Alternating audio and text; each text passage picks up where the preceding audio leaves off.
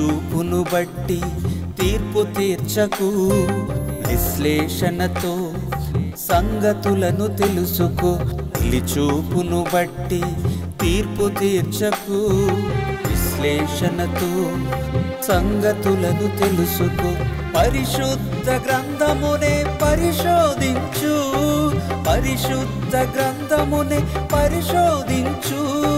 దూరమైన లోతైన సత్యాన్ని గ్రహించు, దూరమైన లోతైన సత్యాన్ని గ్రహించు. వాక్యాన్ని విశ్లేషించు, దైవ వాక్యాన్ని విశ్లేషించు, వాక్యాన్ని విశ్లేషించు, దైవ వాక్యాన్ని విశ్లేషించు. చూపును బట్టి తీర్పు తీర్చకు, విశ్లేషణతో సంగతులను తెలుసుకో. చూపును బట్టి తీర్పు తీర్చకు, విశ్లేషణతో సంగతులను తెలుసుకో. యేసుక్రీస్తు ప్రభువునందు అత్యంత ప్రియులైన నా సహోదరి సహోదరులారా, మీ అందరికీ మన ప్రభువు నామమున నా హృదయపూర్వకమైన వందనములు తెలియజేయుచున్నాను. మీరంతా శారీరకంగాను ఆత్మీయంగాను క్షేమంగా ఉన్నారని భావిస్తున్నాను.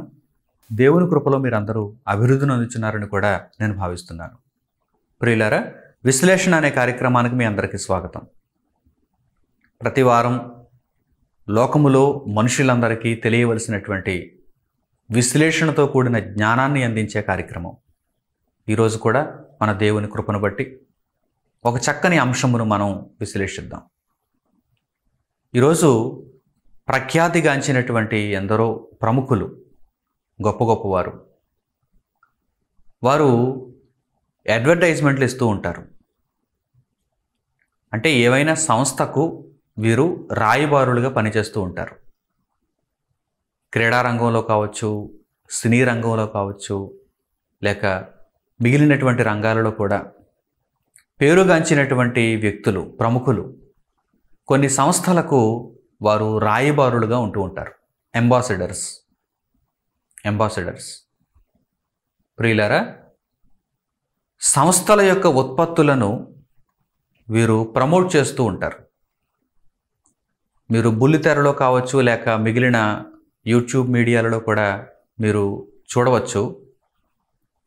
ఏదైనా ఒక అడ్వర్టైజ్మెంట్ వచ్చిందంటే కనుక ఆ అడ్వర్టైజ్మెంట్లో ఎక్కువ శాతం ప్రముఖ వ్యక్తులు కనిపిస్తూ ఉంటారు. ఆయా సంస్థలు ప్రముఖ వ్యక్తులను ఎంచుకోవటానికి కారణం ఏంటి? ఆ వ్యక్తులు ఇప్పటికే ఎంతోమందికి తెలుసు. ముఖ్యంగా సినీ రంగంలో ఉన్నటువంటి వ్యక్తులు, క్రీడా రంగంలో ఉన్నటువంటి వ్యక్తులు ఎక్కువ మందికి పరిచయం. ఇండియా దేశంలో సినీ రంగానికి ఉన్నటువంటి ప్రాచుర్యం మీకు తెలియనిది కాదు. సినిమాలలో నటించినటువంటి హీరోలను, కథానాయకులను, విలన్స్ని కూడా చాలామంది గుర్తుంచుకుంటారు. వారిని చూడగానే ఫలానా వ్యక్తి అని గుర్తుపడతారు కదా. ఎక్కువ మందికి రీచ్ అయినటువంటి వ్యక్తులు, ఇండియా దేశంలో ఎక్కువ మందికి రీచ్ అయినటువంటి వ్యక్తులు ఎవరైనా ఉన్నారంటే వారు సినీ రంగంలో ఉన్నవారు, క్రీడా రంగంలో ఉన్నవారు, అలాగే రాజకీయ రంగాల్లో ఉన్నవారు. ఇలాంటి వారిని ఆయా సంస్థలు వారితో ఒప్పందం కుదుర్చుకొని రాయబారులుగా నియమించుకుంటాయి. అంటే వారు తయారు చేసినటువంటి ఉత్పత్తులను వీరు ప్రమోట్ చేయాలన్నమాట. రాయబారులుగా ఉన్నటువంటి ఈ ప్రముఖులు ఆ ఉత్పత్తులను వాడిన తర్వాత వాటిని ప్రమోట్ చేస్తారని మీరు అనుకోకూడదు. కేవలం వారు అక్కడ నటించటానికి, ప్రమోట్ చేయటంలో నటించటానికి, ఆ అడ్వర్టైజ్మెంట్లో వారు ఆ విధంగా కనిపించటానికి వారు ధనాన్ని తీసుకుంటారు. అంటే వారికి ఉన్నటువంటి ఆ పేరు ప్రఖ్యాతలను వారు ధన సంపాదన కొరకు వినియోగించుకుంటారు. ఇటువైపు వీరు కూడా ఆయా సంస్థలు వారి ఉత్పత్తులను త్వరగా ప్రజలలోనికి తీసుకుని వెళ్ళాలంటే ప్రజలకు బాగా పరిచయమైనటువంటి వ్యక్తులను వినియోగించుకుంటారు. ప్రియులారా, ఈరోజు అడ్వర్టైజ్మెంట్స్ ద్వారా జరుగుతున్నటువంటి వ్యాపారం ఇంత అంత కాదు. అడ్వర్టైజ్మెంట్స్ ద్వారా జరుగుతున్నటువంటి వ్యాపారం ఇంత అంత కాదు. టీఆర్పీ రేటింగ్ ఎక్కువగా ఉన్నటువంటి ఛానల్స్ ఉంటాయి బుల్లితెరలో.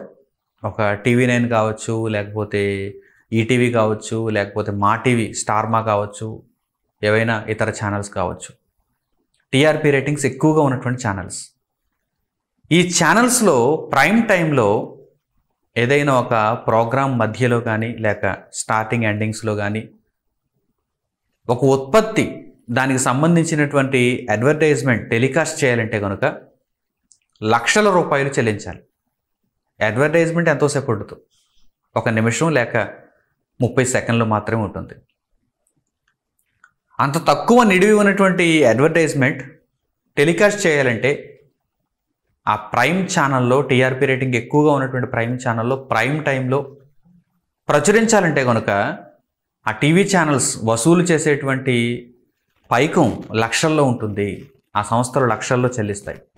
అలాగే అందులో నటించినటువంటి, ఆ అడ్వర్టైజ్మెంట్లో నటించినటువంటి ప్రముఖ వ్యక్తులకు, సినీ రంగంలో కావచ్చు, క్రీడా రంగంలో కావచ్చు, మరే ఇతర రంగంలోనైనా కావచ్చు, బాగా పేరుగాంచినటువంటి వ్యక్తులు అన్నమాట, ప్రముఖులు అన్నమాట. వారు నటించినందుకు కూడా లక్షల్లో, కోట్లలో కూడా ధనాన్ని చెల్లిస్తూ ఉంటారు.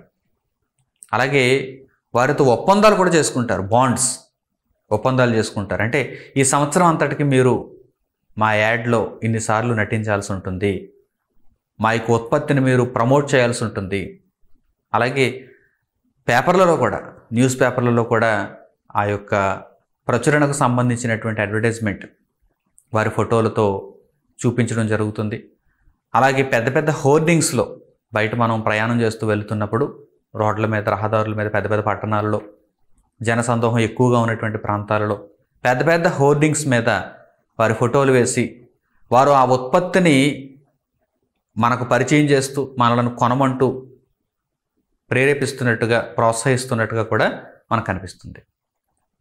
వీరందరినీ అంబాసిడర్స్ అంటారు. అంటే రాయబారులు. ఆ ఉత్పత్తికి లేక ఆ సంస్థకు వీరు రాయబారులు అన్నమాట. బంగారం కొనుక్కోమని కొంతమంది కథానాయకులు చెబుతూ ఉంటారు. వారు బంగారాన్ని పూర్తిగా అలంకరించుకొని, ఇదిగో మీరు కూడా ఈ బంగారాన్ని ఈ షాప్లో కొనుక్కోండి.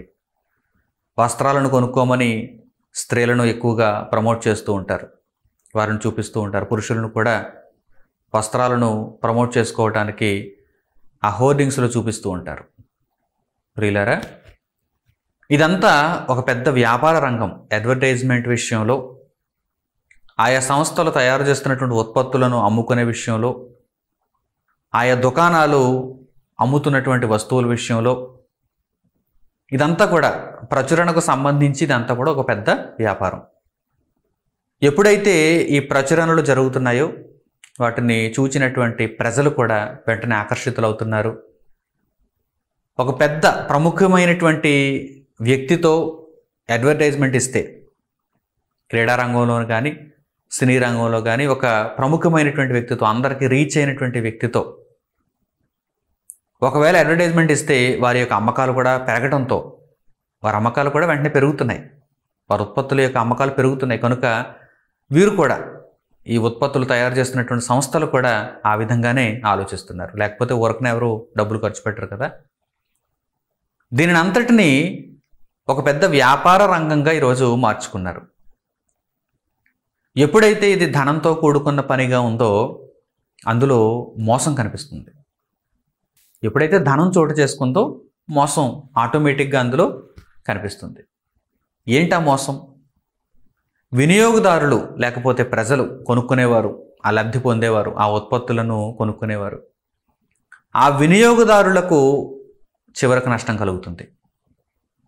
అందులో నటించినటువంటి రాయబారులు బాగానే ఉంటారు, ఆ ఉత్పత్తులు అమ్ముకున్నటువంటి పెద్ద పెద్ద సంస్థలు అవి మంచి మంచి లాభాలను ఆర్జిస్తూ ఉంటాయి. చివరకు నష్టపోయేది ఎవరంటే వినియోగదారులు. ఇందులో మోసం జరుగుతుంది. ఎవరి స్వార్థం, ఎవరి స్వప్రయోజనం వారు చూసుకుంటూ, ఉత్పత్తులను అమ్ముతున్నటువంటి సంస్థలకైతే డబ్బులు కావాలి, లాభాలు కావాలి, ఆ ఉత్పత్తులను ప్రమోట్ చేస్తున్నటువంటి ప్రముఖమైనటువంటి వ్యక్తులకైతే, ఆ అడ్వర్టైజ్మెంట్లో నటిస్తున్నటువంటి వ్యక్తులకైతే నటించినందుకు డబ్బులు కావాలి. 30 సెకండ్ల పాటు లేకపోతే 1 నిమిషం పాటు వారు నటించినందుకు డబ్బులు కావాలి. కానీ డబ్బులు ఇస్తున్నటువంటి వినియోగదారులు మాత్రం మోసపోతున్నారు. లాభాలు ఆర్జిస్తున్నవారు బాగానే ఉంటున్నారు, కోట్లాది రూపాయల లాభాలను ఆర్జిస్తున్నవారు బాగానే ఉంటున్నారు. కానీ కూలీనాలి చేసుకుని వారికి ఉన్న ఆ కాస్త ధనంలో వారి అవసరాలు తీర్చుకోవటానికి ఇదిగో ఈ అడ్వర్టైజ్మెంట్లు చూసి మోసపోతున్నటువంటి ఎందరో తాము సంపాదించుకున్న దానిలో ఆ కొంత మొత్తంలో వారు ఆ ఉత్పత్తిని కొనుక్కొని నష్టపోతున్నారు. అంటే ఆ రాయబారి చూపించినదంతా నిజం కాదు, ఆ రాయబారి చెప్పినదంతా నిజం కాదు. ఆ ఉత్పత్తిలో నాణ్యత ఉండదు, ఆ ఉత్పత్తి హాని చేయవచ్చు, ఆ ప్రోడక్ట్ హాని చేయవచ్చు. కనుక చివరకు మోసపోయేది ఎవరంటే వినియోగదారులే, కొనుక్కునేవారే, సామాన్య ప్రజలే. అంటే రాయబారులు మోసం చేస్తున్నారు, ఉత్పత్తిని పంపించేవారు మోసం చేస్తున్నారు, తయారు చేసేవారు మోసం చేస్తున్నారు, చివరకు మోసపోయేది వినియోగదారులు. ఈరోజు ఈ అడ్వర్టైజ్మెంట్స్ ద్వారా మీరు ఎన్నో ప్రచురణలు చూస్తున్నారు. వీటిలో అనేకమైనవి మోసానికి సంబంధించినవి. ఇప్పుడిప్పుడే వినియోగదారుడు మేల్కొంటున్నాడు. మేలుకో వినియోగదారుడా అని చెప్పి వినియోగదారుల ఫోరం వారు ఎప్పటికప్పుడు మరలా వారు కూడా తెలియజేస్తూ ఉంటారు. మేల్కొంటున్నారు ఈ మధ్య వినియోగదారులు కూడా. అన్నిటినీ ఆచితూచి కొనుక్కుంటున్నారు. ఏదో పెద్ద హీరో చెప్పాడు కదా అని, ఏదో పెద్ద క్రికెటర్ చెప్పాడు కదా అని వారు గురుడిగా నమ్మటం లేదు. ఆచితూచి వారు కూడా అడుగులు వేస్తున్నారు. అయితే ఈ విషయంలో భారీగా మోసాలు జరుగుతున్నాయి. అమాయకులైన వారందరూ కూడా మోసపోతున్నారు. నాణ్యత లేని ఉత్పత్తులను అమ్మటం వలన ప్రమాదం కొద్దిగానే ఉంటుంది, కానీ ఆరోగ్యాన్ని క్షీణింపచేసేటువంటి లేక రోగాలను కొని తెచ్చిపెట్టేటువంటి లేక ఆయుష్ను తగ్గించేటువంటి ఉత్పత్తులను ఒకవేళ ఎవరైనా అమ్మినా, ఆ ఉత్పత్తులను ఎవరైనా ప్రచారం చేసినా అది చాలా భయంకరమైనటువంటి పని. అందులో ముఖ్యంగా మద్యపానానికి సంబంధించినటువంటి ఉత్పత్తులు, పాన్ మసాలా వాటికి సంబంధించినటువంటి ఉత్పత్తులు, పొగాకుకు సంబంధించినటువంటి ఉత్పత్తులు, ఇవి ప్రధానమైనవిగా పేర్కొనవచ్చు. ప్రియులారా, ఈ మధ్యకాలంలో ఒక రాయబారి అంటే ఒక ప్రమోటర్ ఆయన పొగాకుకు సంబంధించినటువంటి ఒక ప్రకటనలో కనిపించాడు. ఆ సంస్థతో అతడు ఒప్పందం కూడా చేసుకున్నాడు. పాన్ మసాలా, ఈ పాన్ మసాలాను మీరు తినాలని, పాన్ మసాలా తింటే మీకు ఎక్కడ లేని బలం వస్తుందని, పాన్ మసాలా మీకు ఉన్నటువంటి సమస్యలన్నిటిని దూరం చేస్తుందని ప్రమోట్ చేశాడు. ఆయన ఎవరో కాదు, అమితాబ్ బచ్చన్. బాలీవుడ్లో ఒక ప్రముఖ హీరో, హిందీలో అనేక మందికి తెలిసినటువంటి ఒక హీరో. ఈ అమితాబ్ బచ్చన్ గారిని ఆ పాన్ మసాలా ఉత్పత్తులను తయారు చేస్తున్నటువంటి సంస్థ వాటిని ప్రజలలోనికి విరివిగా తీసుకుని వెళ్ళేందుకు ఆయనతో ఒక ఒప్పందం చేసుకుంది. ఆయన్ను రాయబారిగా నియమించుకుంది. ఆయన కూడా ఒప్పందం చేసుకున్నాడు, సంతకం చేసేసాడు. ఈ పాన్ మసాలా ఉత్పత్తులను ప్రమోట్ చేయడానికి, రాయబారిగా ఉండటానికి అమితాబ్ బచ్చన్ ఒప్పుకున్నాడు, ధనం కూడా తీసేసుకున్నాడు. ఆ అగ్రిమెంట్ మీద సంతకం చేసేసాడు. అయితే ఇండియా దేశంలో నోట్ అనేటువంటి ఒక సంస్థ ఉంది, national organisation for tobacco eradication. Note, national organisation for tobacco eradication అంటే పొగాకును పూర్తిగా నిర్మూలించడానికి కృషి చేస్తున్నటువంటి ఒక సంస్థ, స్వతంత్ర సంస్థ, ప్రభుత్వ అధీనంలో పనిచేస్తూ ఉంటుంది. ఈ నోట్ అనేటువంటి సంస్థ అమితాబ్ బచ్చన్ గారికి ఒక నోట్ రాశారు, ఒక లేఖ పంపించారు. ఏంటంటే అది, అయ్యా మీరు ఇంత మంచి స్థానంలో ఉండి ప్రజలకు మంచి మంచి సందేశాలను ఇవ్వాలి తప్ప అడ్వర్టైజ్మెంట్ అవకాశాలు వచ్చాయి కదా అని ఈ పాన్ మసాలాకు సంబంధించినటువంటి అడ్వర్టైజ్మెంట్లు కూడా మీరు ధనాన్ని తీసుకుని చేయటం వలన అనేక మంది మీద దుష్ప్రభావాన్ని చూపిస్తుంది. అనేక మంది ప్రేరేపింపబడతారు, యువత ముఖ్యంగా వారు గాడి తప్పుతారు. మత్తు పదార్థాలకు అలవాటైపోతారు అని దీనికి సంబంధించినటువంటి వివరాలన్నిటిని వారు పొందుపరిచి దీనిని ఒకసారి మీరు ఆలోచించవలసిందిగా మేము తెలియజేస్తున్నాం. అంటే ఆయనను బలవంతం చేయడానికి కూడా ఇక్కడ అధికారం లేదు వీరికి. ఎందుకంటే ఆ పాన్ మసాలా సంస్థకు అనుమతినిచ్చింది కూడా మరలా ప్రభుత్వమే కదా, వారు కూడా ట్యాక్సులు కడుతున్నారు కదా. ఈ సిగరెట్లకు సంబంధించినటువంటి సంస్థలు లేక మద్యపానానికి సంబంధించినటువంటి సంస్థలు ఇవన్నీ కూడా గవర్నమెంట్కు పన్నులు కడుతున్నాయి కదా. కనుక గవర్నమెంట్ వాటిని నిషేధించదు. అమితాబ్ బచ్చన్ గారు నేను ప్రమోట్ చేస్తానని చెప్పడానికి వీలుంది. అయితే అతను మంచి మనసుతో ఈ నోట్ దగ్గర నుంచి ఎప్పుడైతే లేఖ వచ్చిందో ఆయన దాన్ని చదివిన తర్వాత తీసుకున్న సొమ్మును వెనక్కిచ్చేసి ఆ పాన్ మసాలా సంస్థకు ఆయన తీసుకున్నటువంటి ఆ యొక్క సొమ్మును వెనక్కిచ్చేసి ఆ అగ్రిమెంట్ను రద్దు చేసుకున్నారు. అంటే ఇండియా దేశంలో ఈ ప్రజలందరూ కూడా నన్ను ఎంతగానో అభిమానిస్తారు. వారికి నేను ఈ పాన్ మసాలా సంస్థలను పరిచయం చేస్తూ వారందరినీ నేను పాడు చేయలేను. ఈ నోట్ అనేటువంటి సంస్థ వారు పంపించినటువంటి లేఖకు నేను స్పందిస్తూ ఆ రాయబారం నుండి నేను తప్పుకుంటున్నాను అని ఆయన ఒక మంచి నిర్ణయం తీసుకున్నాడు. ప్రియులారా, ఇలా ఇంకా ఎంతోమంది, ఎందుకంటే వారికి అప్పటికప్పుడు ధనం కావాలి. ప్రజలు ఏమైపోతే వారికేంటి, ఆ ఉత్పత్తులు తయారు చేసేవారికేంటి, ఆ ఉత్పత్తులను ప్రమోట్ చేసేవారికేంటి. దీనిని మనం విశ్లేషించగలిగితే ఈరోజు ఏ విషయమందు కూడా మీరు మోసపోకుండా ఉండాలంటే ఏదో ఒక వ్యక్తి చెప్పాడని ఆ వ్యక్తి చెప్పిన మాటలను బట్టి నమ్మటానికి వీలు లేదని మొట్టమొదట మీకు తెలియజేస్తున్నాను. రాయబారులు అందరూ కూడా నమ్మకమైన వారుగా ఉండరు. ఒకవేళ మీరు అభిమానించేటువంటి వ్యక్తులు ఎవరైనా ఉంటే ఉండొచ్చు, కానీ వారు చెప్పారని, అభిమానించేటువంటి వ్యక్తులు చెప్పారని గురుడ్డిగా మీరు దేనిని కూడా నమ్మొద్దు. దయచేసి మీరు దీనిని మనస్సులో ఆలోచన చేయండి, విశ్లేషించండి. ఒక ప్రముఖ సినీ నటుడు చెప్పాడని, లేక ఒక ప్రముఖ కథానాయిక చెప్పిందని, లేక ఒక ప్రముఖ క్రీడాకారుడు చెప్పాడని, లేక ఒక పేరున్న వ్యక్తి చెప్పాడని వారు చెప్పిన మాటలను వెంటనే గురుడిగా నమ్మి ఆ ఉత్పత్తులను మీరు స్వీకరించి మీ కుటుంబంలో ఉన్న వారికి అందరికీ వాటిని అలవాటు చేసి మీరు నష్టపోవద్దు.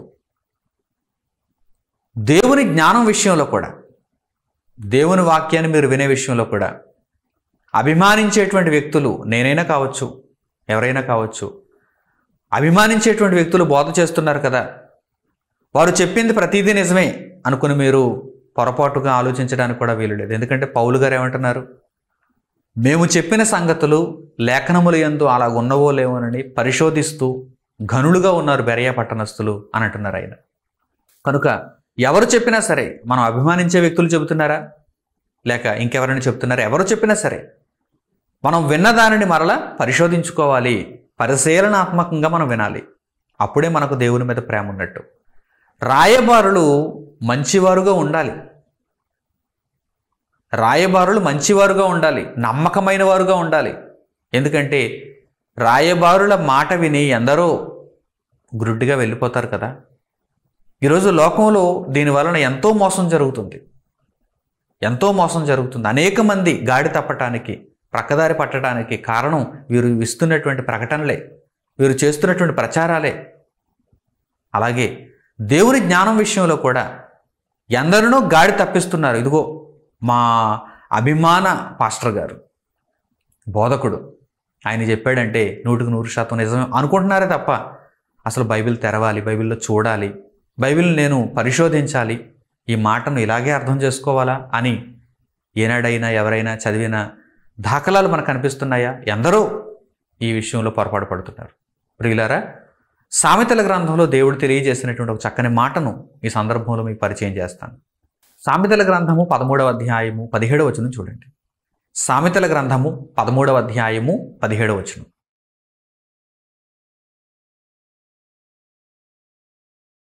దుష్టుడైన దూత కీడునకు లోబడును, నమ్మకమైన రాయబారి ఔషధము వంటివాడు.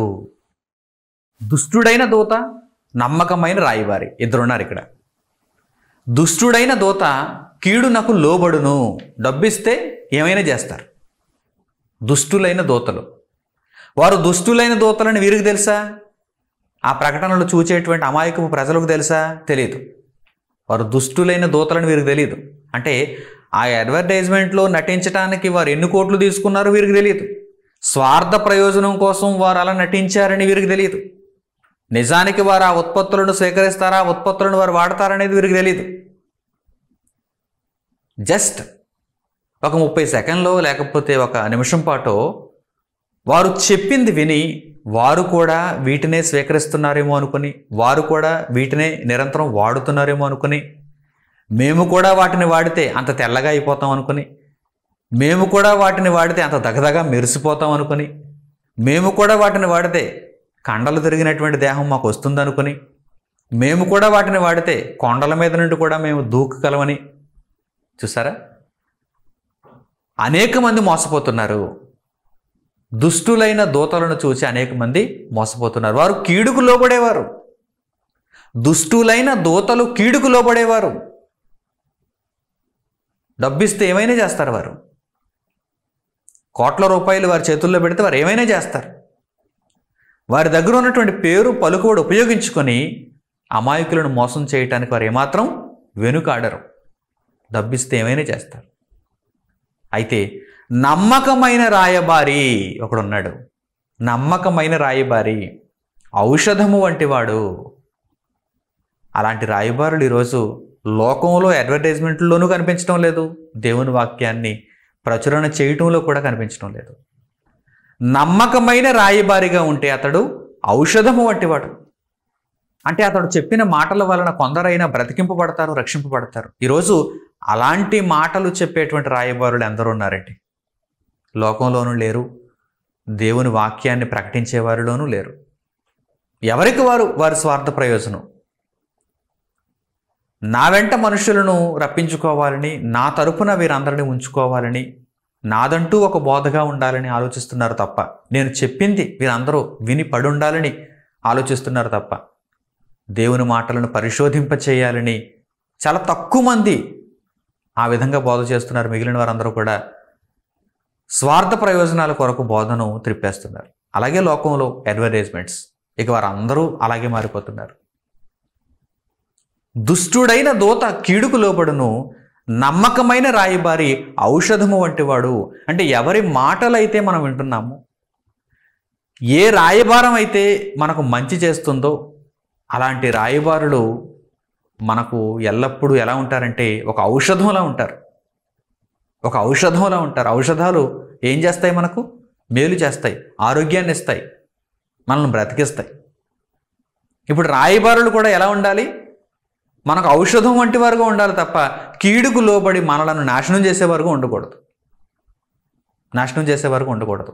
ప్రారంభ శతాబ్దంలో అపొస్తలుడైన పౌలు గారు దేవుని మాటలను ప్రకటిస్తూ ఎలా ఉన్నారో తెలుసా? నమ్మకమైన రాయబారిగా ఉన్నారు. నమ్మకమైన రాయబారి ఔషధం వంటి వాడు కదా. యేసుక్రీస్తును వెంబడించినటువంటి శిష్యులు, అపొస్తలులు ప్రారంభ శతాబ్దంలో దేవుని కొరకు బ్రతుకుతూ అనేక మందిని బ్రతికింపజేస్తూ ఎలా ఉన్నారంటే దేవుని యొద్ద నుండి పంపబడినటువంటి మంచి రాయబారులుగా, నమ్మకమైన రాయబారులుగా ఉన్నారు. క్రీస్తుకు రాయబారులుగా వారు ఎలా పనిచేశారంటే అసలు ఏమాత్రం అపవాదికి లోబడకుండా, స్వప్రయోజనమును కోరకుండా దేవుని కొరకు ప్రాణాలు ఇచ్చేటంతగా బ్రతికారు. అది నమ్మకమైన రాయబారం అంటే. అది నమ్మకమైన రాయబారం అంటే. అంటే వారి స్వార్థం కోసం ఎప్పుడు ఆలోచించరు, పైసా కోసం పనిచేయరు. పైసా కోసం పనిచేయరు. నా మాటలు వింటున్నవారు, నా ప్రవర్తనను చూస్తున్నవారు రక్షింపబడాలి, వారికి నా మాటలు, నా ప్రవర్తన ఒక ఔషధంలా ఉండాలి అని వారు ఆలోచిస్తారు. వారే నమ్మకమైన రాయబారులు. వీరు ప్రారంభ శతాబ్దంలో పౌలు గారిగా మనకు కనిపిస్తున్నారు, బర్నబా గారిగా మనకు కనిపిస్తున్నారు, పేతురు గారిగా మనకు కనిపిస్తున్నారు, యాకోబు గారిగా మనకు కనిపిస్తున్నారు, ఫిలిప్పు గారిగా మనకు కనిపిస్తున్నారు. ప్రియులారా, చక్కని మాటలు మీరు చూడండి. కొరింథీయులకు పౌలు గారు రాసిన 2వ పత్రిక 5వ అధ్యాయం 20వ వచనంలో ఆయన ఏమంటున్నారు చూడండి. అపొస్తలుడైన పౌలు గారు కొరింథీయులకు రాసిన 2వ పత్రిక 5వ అధ్యాయము 20వ వచనం.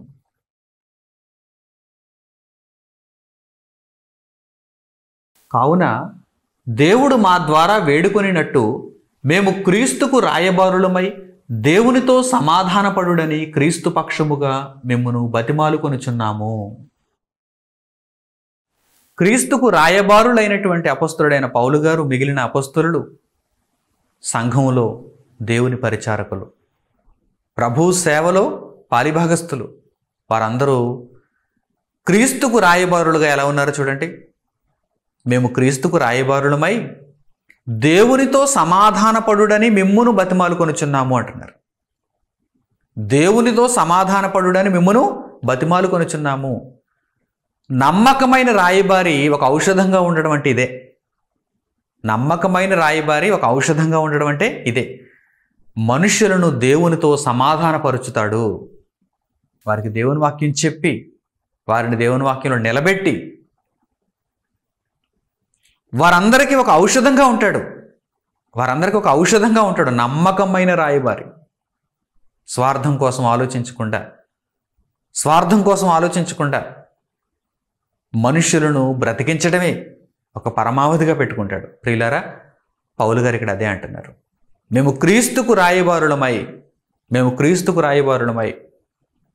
మీరు దేవునితో సమాధాన పడాలని మిమ్మల్ని వేడుకొనుచు ఇదిగో ఈ పనిని చేస్తున్నాం. క్రీస్తుకు రాయబారులుగా ఎందుకున్నాం? The ambassador of Christ. క్రీస్తుకు రాయబారులుగా మేము చేస్తున్న పనేంటి? నమ్మకత్వాన్ని చూపించాలి. ఏ కోణంలోనూ ఏ విషయంలోనూ మోసం చేయకూడదు. దేవుని వాక్యాన్ని స్వచ్ఛమైనదిగా ప్రకటించాలి. స్వార్థ ప్రయోజనాల కొరకు కాదు, మనుషులను బ్రతికించుట కొరకు మేము దేవుని పనిని చేయాలి. మిమ్మల్ని అందరినీ దేవునితో సమాధాన పరచటానికి ఇదిగో క్రీస్తుకు రాయబారులుగా మేము బ్రతుకుతున్నామని పౌలు గారు అంటున్నారంటే, అలాంటి సేవ ఈరోజు సేవకుల్లో ఉండాలి. అలాంటి బోధ ఈరోజు బోధకులలో ఉండాలి. అలా సమాధాన పడేటట్టుగా మనకెవరైతే చక్కని రాయబారమును దేవుని దగ్గర నుండి అందిస్తున్నారో వారి మాటలు మనం స్వీకరించాలి. అంతే తప్ప స్వార్థం కోసం మనలను ఇష్టం వచ్చినట్టు వాడుకుంటున్నటువంటి మనుషుల దగ్గర మనం ఉండవలసిన పరిస్థితే ఉండకూడదు.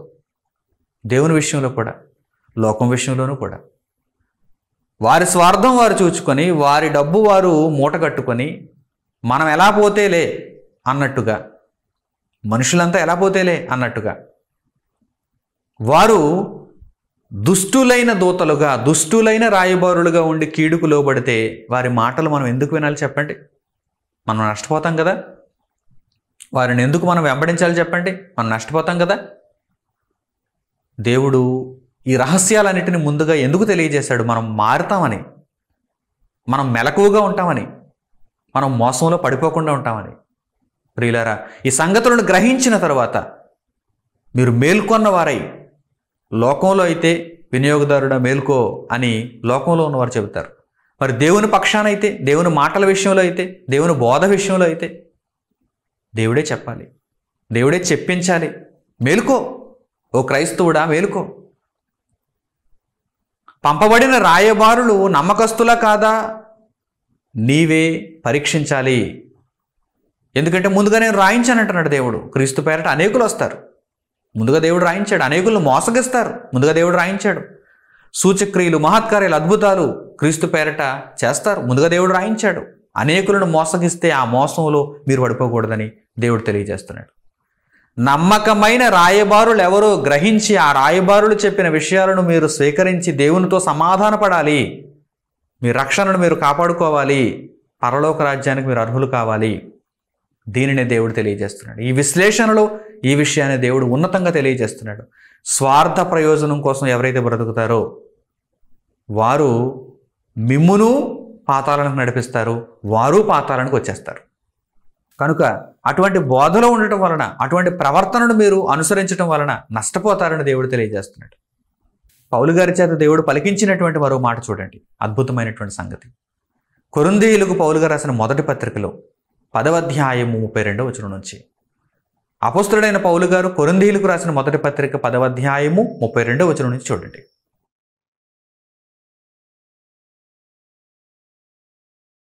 యూదులకైనను గ్రీసు దేశస్థులకైనను దేవుని సంఘమునకైనను అభ్యంతరము కలుగు చేయకుడి.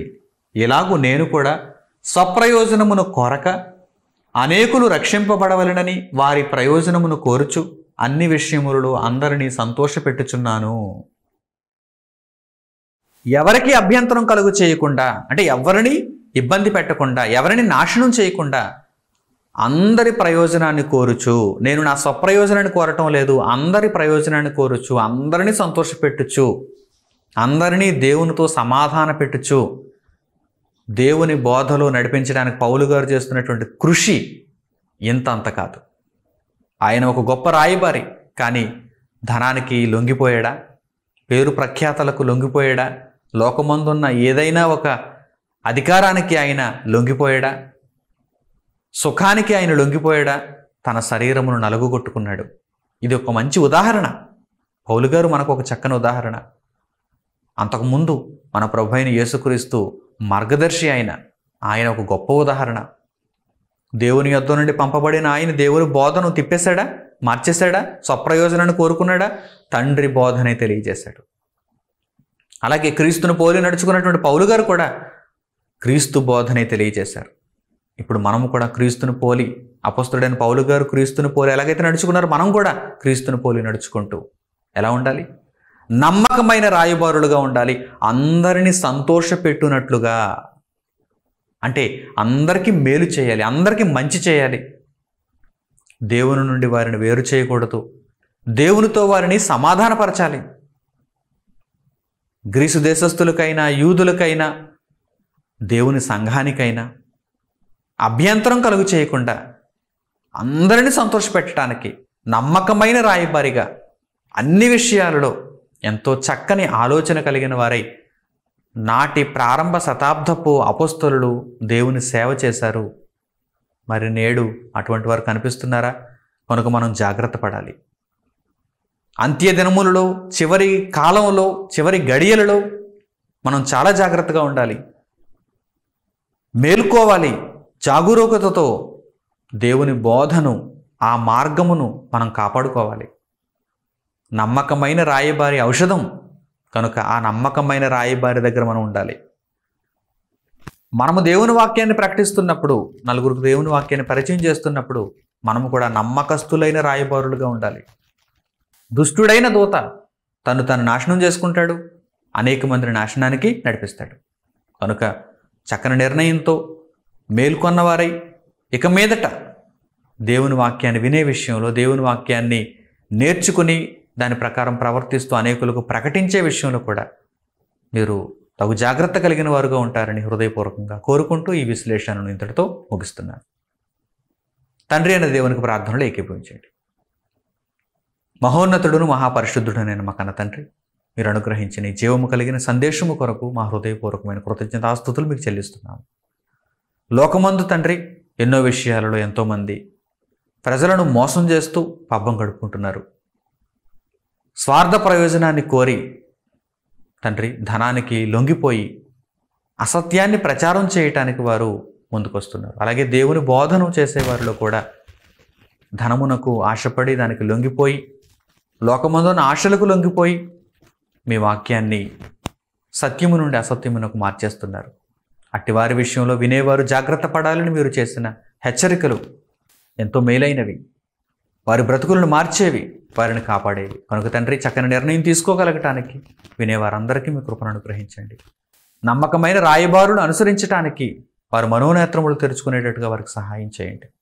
మీ వాక్య ప్రకారం ప్రవర్తిస్తూ మీ చిత్తాన్ని నెరవేర్చడంలో జ్ఞానమును అనుగ్రహించమని మనం కోరుకుంటూ మా ప్రార్థన విన్నపములను మా ప్రభువును రక్షకుడునైన యేసుక్రీస్తు వారి పేరిట మనం అడుగుచున్నాం తండ్రి, ఆమేన్.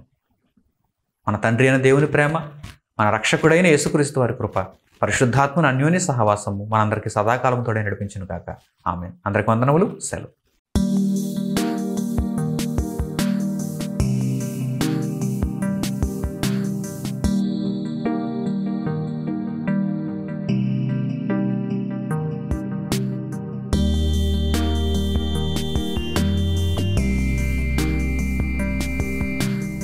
సహోదరులు మణికుమార్ గారు ప్రసంగించిన ఎన్నో ఆత్మ సంబంధమైన సంగతులను ఉచితంగా వీక్షించుటకు మా యూట్యూబ్ ఛానల్స్ను తప్పక దర్శించండి. మా సమాచారమును ఎప్పటికప్పుడు తెలుసుకొని ఆత్మీయ అభివృద్ధిని పొందవలనంటే మా యూట్యూబ్ ఛానల్స్ ను సబ్స్క్రైబ్ చేసుకోండి. సత్వర నోటిఫికేషన్ కొరకు సబ్స్క్రైబ్ బటన్ ప్రక్కన ఉన్న బెల్ సింబల్ ను క్లిక్ చేయండి. మరిన్ని వివరాలకు మీరు సంప్రదించవలసిన మా ఫోన్ నంబర్స్ 8978414178 మరియు 8333927666. ధన్యవాదములు.